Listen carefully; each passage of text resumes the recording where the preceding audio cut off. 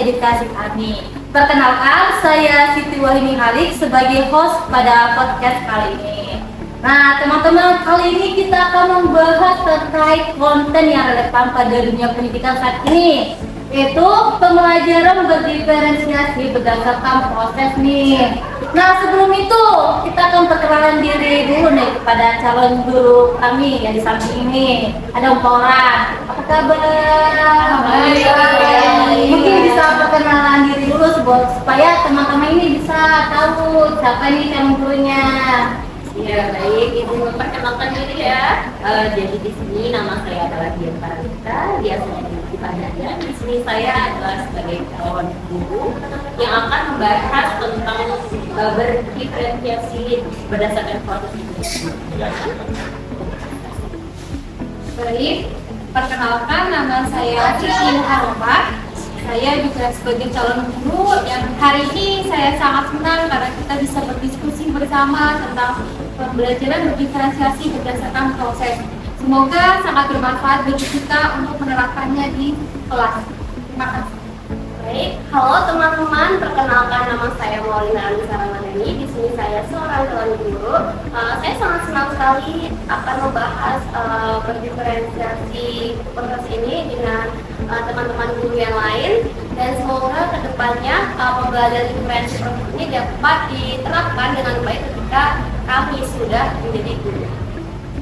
Perkenalkan, nama saya Sekar Alung Narasati. Saya sangat antusias pada podcast kali ini karena kedepannya saya akan menjadi guru di masa depan, dan harapannya pembelajaran berdiferensiasi berdasarkan proses ini akan saya terapkan ketika nanti saya di sekolah.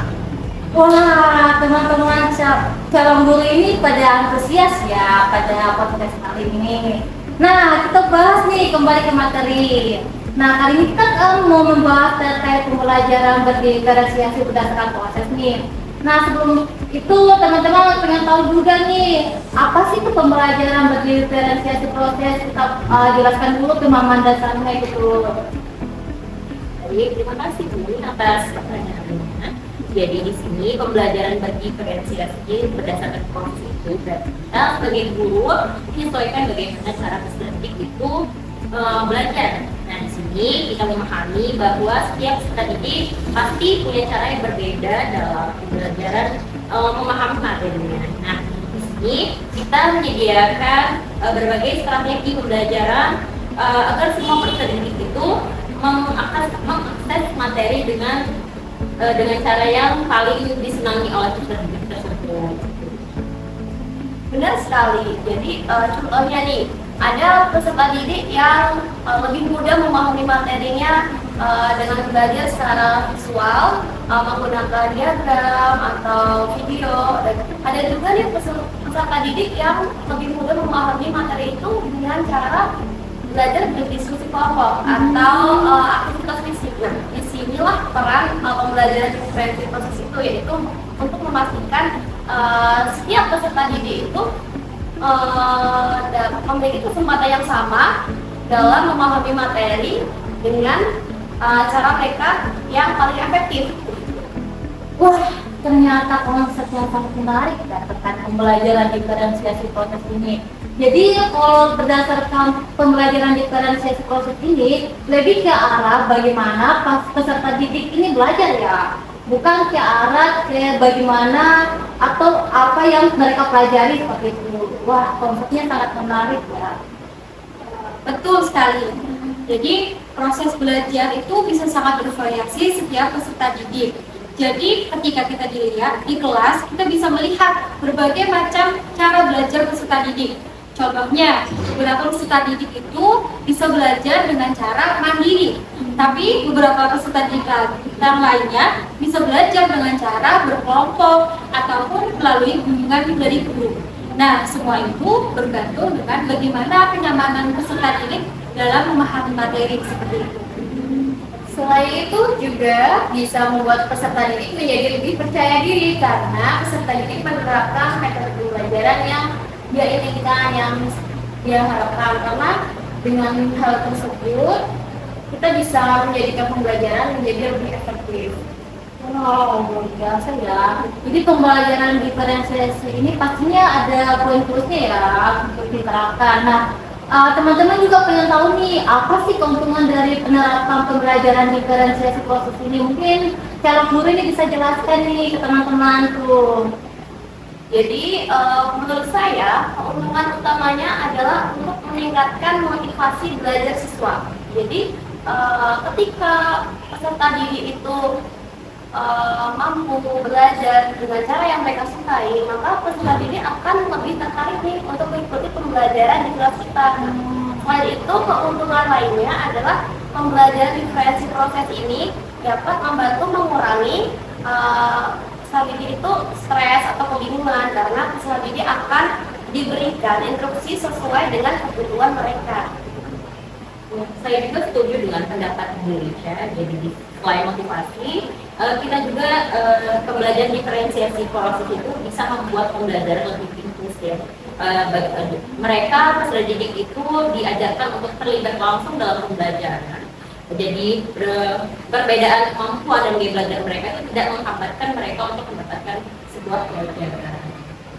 Wah, kalau begitu yang pastinya pada pembelajaran diferensiasi ini penerapannya mungkin seperti itu ya. Nah, selanjutnya ini ada pertanyaan lagi. Bagaimana sih contoh konkret dalam penerapan pembelajaran diferensiasi ini di kelas? Misalnya dalam mata pelajaran tertentu seperti itu, bagaimana? Sebenarnya ada banyak contoh sih, namun khususnya dalam kelas dasar ini pada mata pelajaran IPAS, nah untuk anak-anak yang suka bereksperimen, kita itu mengajak mereka untuk uji coba secara langsung. Sedangkan untuk anak yang suka membaca, kita bisa memberikan tambahan materi bacaan. Sedangkan untuk anak yang audio visual, kita bisa menunjukkan video-video interaktif sehingga pembelajarannya itu bisa mencukupi kebutuhan mereka. Nah, selain itu mereka bisa sharing dengan kelompok-kelompok lainnya tentang pembelajaran yang telah mereka terapkan. Atau saya mau menambahkan ya Bu, contoh lain di mata pelajaran bahasa Indonesia. Jadi guru itu bisa memberikan bervariasi opsi tugas. Contohnya dalam materi menganalisis cerita, guru bisa meminta siswa untuk membuat tugas penulis esai atau untuk membuat komik ataupun membuat presentasi visual. Jadi mereka semua peserta didik itu tetap belajar keterampilan menganalisis, namun dengan cara yang berbeda-beda seperti itu. Contoh yang sangat bagus ya teman-teman. Jadi pada proses pembelajaran diferensiasi proses ini dalam penerapannya yang pastinya tidak selalu berjalan mulus ya. Mungkin ada kala gitu, ada tantangannya gitu. Nah mungkin para ibu-ibu calon guru ini bisa jelaskan ke teman-teman apa sih tantangan terbesar dalam penerapan pembelajaran diferensiasi ini berdasarkan proses gitu. Ya, jadi salah satu tantangan terbesar dari diferensiasi proses ini adalah perencanaannya, Bu. Nah, di sini kita itu sebagai guru harus lebih mengenal siswa, lebih mengenal peserta didik. Nah, juga kita dapat merencanakan aktivitas yang sesuai dengan gaya belajar mereka. Nah, di sini kita pasti membutuhkan waktu dan usaha yang ekstra dalam menyiapkan materi, dan juga kita memerlukan berbagai usaha juga untuk menyiapkan sebuah variasi dari pembelajaran itu. Setuju sekali dengan pujian. Jadi menurut saya ada tantangan lain nih dalam menerapkan pembelajaran diferensi proses ini, yaitu dalam mengelola kelas yang dengan menerapkan berbagai strategi pembelajaran secara bersamaan. Jadi bayangkan saja ada peserta didik yang belajarnya itu secara mandiri, ada peserta didik yang belajarnya itu dengan diskusi kelompok, namun ada juga peserta didik yang belajarnya itu harus mendapat bimbingan langsung dari guru. Jadi kita sebagai guru kelas itu harus pintar-pintar untuk mengelola waktu dan memastikan setiap peserta didik itu dapat terlibat secara maksimal dalam pembelajaran. Jadi intinya fleksibilitas dalam manajemen kelas ini menjadi kunci utama ya dalam pembelajaran diferensiasi proses ini. Nah selanjutnya pertanyaan selanjutnya nih, kita ingin tahu juga nih teman-teman pendengar ini, bagaimana sih proses atau memulai pelaksanaan pembelajaran diferensiasi ini di kelas. Oke, baik. Menurut saya, hal yang utama dan yang paling penting bagi seorang guru untuk melakukan pembelajaran diferensiasi yaitu memberikan asesmen awal kepada peserta didik. Bisa asesmen itu kognitif maupun non-kognitif. Tujuannya supaya mengetahui profil belajar peserta didik. Karena kita sebagai calon guru kan kita harus tahu bagaimana kesiapan mereka dalam belajar, minat mereka, dan juga gaya belajar mereka. Sehingga ketika kita sudah tahu tentang semua itu, kita bisa merencanakan pembelajaran yang lebih sesuai seperti itu, Bu.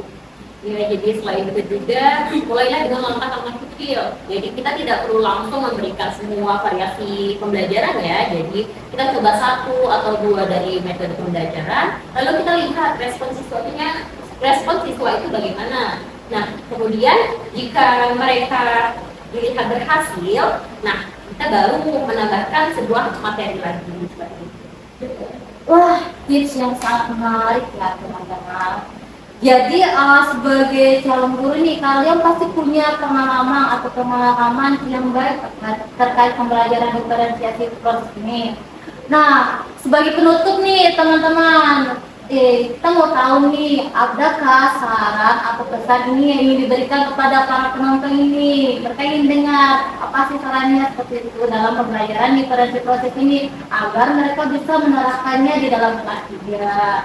Pesan saya, jangan takut untuk bereksperimen karena tidak ada yang salah dalam pembelajaran diferensiasi. Nah, tidak ada yang salah, tidak ada yang benar, semua itu yang penting kita sebagai calon guru sudah membantu, mengupayakan, dan memberikan kebutuhan sesuai dengan peserta didiknya. Baik, kalau dari saya, jangan lupa setiap peserta didik itu unik.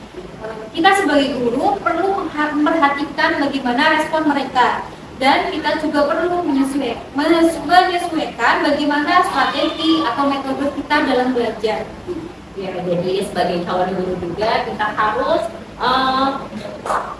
terus berkembang, terus belajar dan terus berkembang. Ya, gimana pendidikan itu kan terus berubah. Jadi kita harus siap untuk mengikuti perkembangan zaman. Jadi kita harus bisa memberikan yang terbaik untuk peserta didik kita.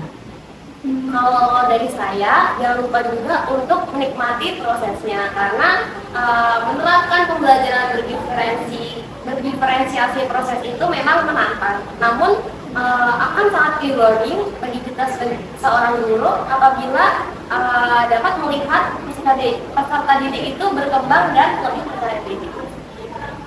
Wah, terima kasih atas sarannya. Jadi saya mau ingin mengucapkan terima kasih kepada calon-calon guru ini yang telah memberikan tips dan wawasan kepada para pendengar ini.